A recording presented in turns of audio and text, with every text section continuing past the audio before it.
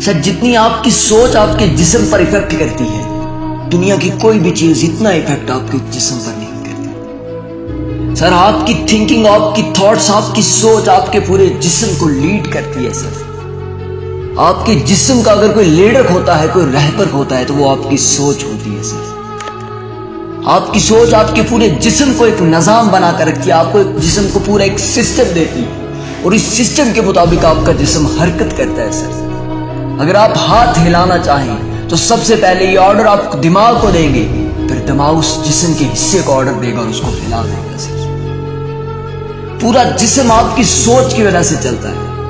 اگر آپ کی سوچ مثبت ہو جائے تو پھر یقین مانیں کہ آپ کا پورا جسم ایک مثبت اور سیدھی راہ پر چلنا شروع ہو جائے گا۔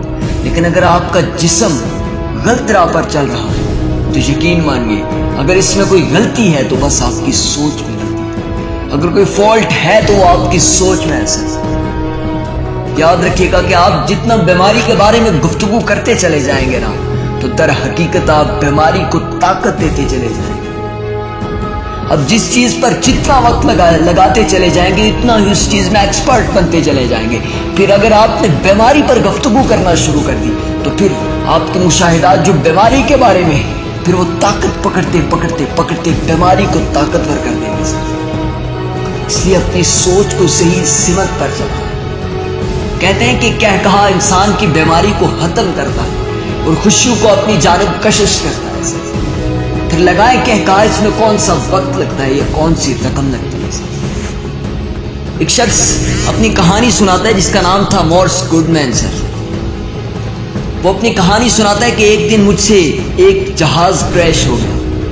وہ کہتا ہے جہاز کے کریش ہونے کے بعد میں خود کو ایک ہاسپٹل میں دیکھتا ہوں، وہ ڈاکٹرز کے منہ سے یہ الفاظ سنتا ہوں کہ اس کی زندگی اجیرن بن چکی ہے، اس کا جسم تو زندہ ہوگا لیکن اس کی سوچ، اس کا دماغ، اس کا سب کچھ مر چکا ہے، یہ پیرالائز ہو چکا ہے۔ جب میں الفاظ سنتا ہوں تو ڈاکٹر کہتا ہے کہ یہ سانس بھی اپنی طاقت سے نہیں لے سکتا، سانس بھی اس کے بس میں نہیں رہی، سانس بھی ایک مصنوعی آلے کی مدد سے لی جا رہی ہے۔ اس کے جسم کی کوئی بھی چیز اب اس کے ہاتھ میں نہیں ہے۔ سر کسی بھی چیز کا کنٹرول اس کے ہاتھ میں نہیں ہے، لیکن وہ یہ جانتا تھا کہ میرا پورا جسم میں مانتا ہوں میرے کنٹرول میں نہیں رہا، لیکن یاد رکھیے گا کہ میری سوچ اس وقت بھی میرے کنٹرول میں ہے۔ سر یاد رکھیے گا کہ آپ کا پورا جسم معذور ہو سکتا ہے، لیکن اگر آپ کی سوچ معذور نہیں ہے تو آپ پورے جسم پر راج کر سکتے ہیں۔